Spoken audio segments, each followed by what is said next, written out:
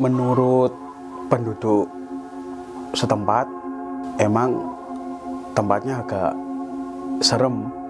Ada tangan di jendela, bulunya lebat. Nah, si teman saya yang izin ke kamar mandi tadi, dia ngelihat sosok orang duduk cuma setengah badan ini. Dia tidur.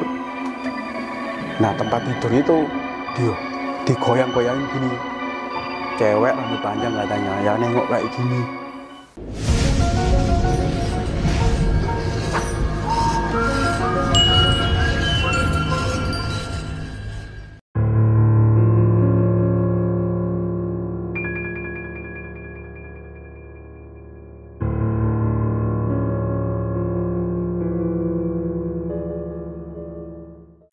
Assalamualaikum warahmatullahi wabarakatuh.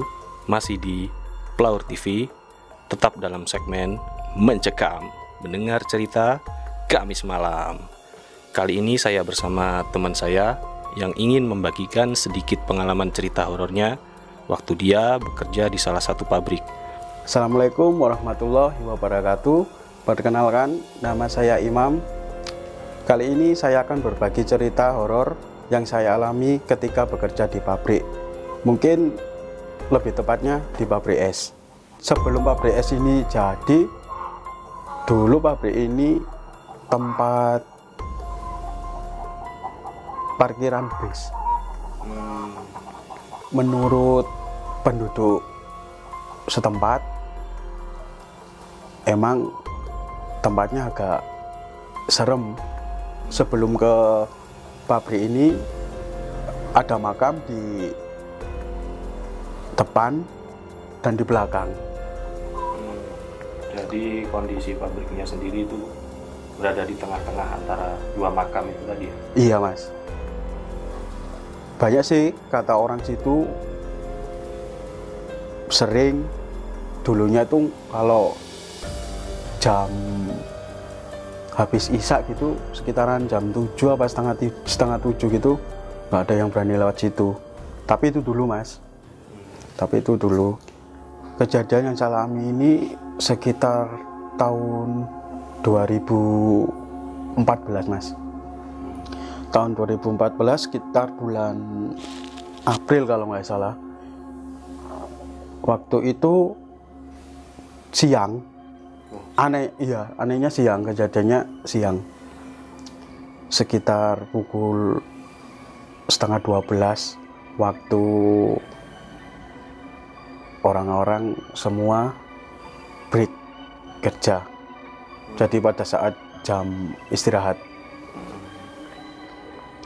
Waktu itu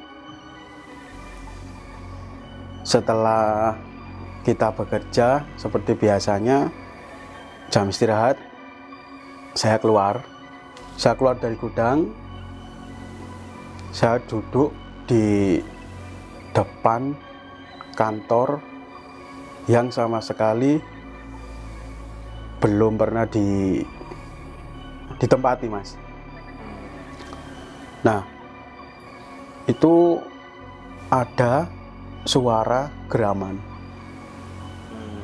3 kali. Suara geraman pertama itu terdengar nggak begitu keras,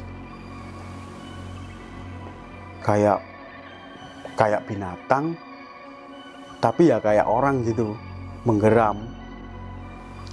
Tapi aku nggak terlalu mikir negatif, ya mungkin apa pokoknya aku nggak terlalu mikir ke situ mungkin. Nah, lah kok ada lagi mas suaranya, suara geraman lagi itu ada lagi, yang bikin saya takut sampai merinding. Waktu suara geraman ketiga ini ada tangan di jendela, bulunya lebat, ada kukunya panjang-panjang mas. Dan itu terlihat. Aduh, iya, merinding saya mas. Sangat jelas itu posisinya kayak gini loh mas, misal jendela sedikit buka ya, tangan itu kayak gini loh. Cuma terlihat bagian segini aja, lengannya ini aja. Lengannya itu aja. Nah, di situ aku baru benar-benar ini bukan hewan kalau ini. Ya emang ada penghuninya di situ. Kejadian ini nggak sampai di sini, Mas. Kebetulan waktu itu saya lembur. Sekitar pukul 5 sore. Tapi ini kejadiannya bukan saya yang alami. Teman-teman 2. Kebetulan itu saya 3 orang. 3 orang di dalam. Waktu mereka selesai mandi, mereka mau balik ke gudang, mau masuk, nggak langsung masuk, masih duduk-duduk sambil ngerokok sih. Waktu itu yang dialami mereka, keran air itu nyala sendiri. Selesai keran air itu nyala sendiri, tapi mereka nggak peduli. Dipikir ya kalau nggak peduli mungkin sih kayaknya nggak mungkin ya pura-pura nggak lihat. Nah, yang bikin mereka lari ada salah satu panel pengontrol sumur. Itu kan ada tombolnya, Mas. Ada tombol auto, on, off. Itu gerak sendiri, cetek gitu. Kondisi sepi, hanya mereka berdua. Itu selepas azan maghrib. Kemudian anak-anak ini ya lari, takut. Dia lari, ngomong sama saya, aku dudeni medi, istilahnya gitu. Dek, aku bilang gitu, Mas. Iku lo mau stop krani buka, terus panel iku murup dewe. Anak-anak bilang gitu. Aku bilang, oh enggak, paling perasaan aja. Tapi sebenarnya tadi siang saya sudah ngalami, Mas. Cuma saya nggak cerita sama mereka. Takutnya nanti kita nggak bisa fokus kerja, kita malah mikirnya ke hal-hal yang negatif itu. Nah, yang satunya izin mau ke kamar mandi. Ini juga pengalaman teman saya yang satunya, tapi ini lebih serem. Ketika dia izin mau ke kamar mandi, dia keluar gudang. Kebetulan gudang ini posisinya gimana, Mas ya? Letter L gitu loh, Mas. Letter L gini loh. Gini kalau nggak salah. Nyerong gitu. Iya, nyerong. Dia keluar dari gudang. Di sebelah sini ada kantor juga. Itu tempat ruang tamu kalau nggak salah, Mas. Ruang tamu itu posisi lampu mati, jendelanya itu agak kebuka sedikit. Nah, si teman saya yang izin ke kamar mandi tadi, dia ngelihat sosok orang duduk, cuma setengah badan ini. Jadi nggak ada nggak ada kepalanya, cuma dari perut sampai kaki. Itu yang bikin kita kocar-kacir. Nah, setelah itu kami memutuskan untuk berhenti bekerja. Mereka ya mungkin ketakutan. Saya sendiri juga sudah merasa nggak nyaman. Waktu itu saya telepon pimpinan saya, diizinin waktu itu. Tapi dengan alasan bukan karena kita mengalami kejadian aneh-aneh tadi. Setelah itu kita berkemas, keluar bareng. Tapi sebelum pulang, saya ini ditanyain sama security-nya, kok pulangnya lebih awal, kok buru-buru, kenapa gitu Mas? Nggak kayak biasanya, kayak ada mungkin satpamnya sendiri ngelihat sampean sama teman-teman ada gestur aneh. Iya Mas, bener. Nah itu saya cerita sama security-nya. Tadi siang aku dinampakin tangan Pak. Tuh. Dia tanya, di kantor sebelah itu Pak yang pojok. Oh iya nek kono ada, hati-hati. Nah kebetulan security ini sudah lama dia di sini, mulai pabrik ini awal pembangunan sampai jadi bapak ini security-nya Mas. Jadi paham tentang riwayat si pabrik ini ya? Paham sekali.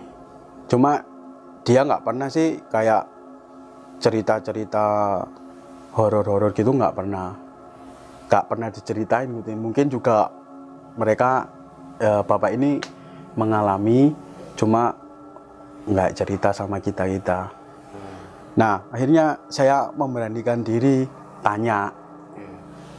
Waktu itu saya tanya, Pak sampean di sini nggak pernah diganggu ya? Aku bilang gitu Mas. Terus dia senyum gitu, senyum kayak mungkin di dalam hatinya aku wis tahu gitu mungkin. Terus akhirnya dia cerita. Nah malamnya itu dia juga digangguin ternyata Mas. Malam yang sebelum kejadian siang sampean itu tadi. Benar sekali. Dia waktu itu jam 11 dia tidur. Nah tempat tidur itu dia digoyang-goyangin gini, tempat dia tidur.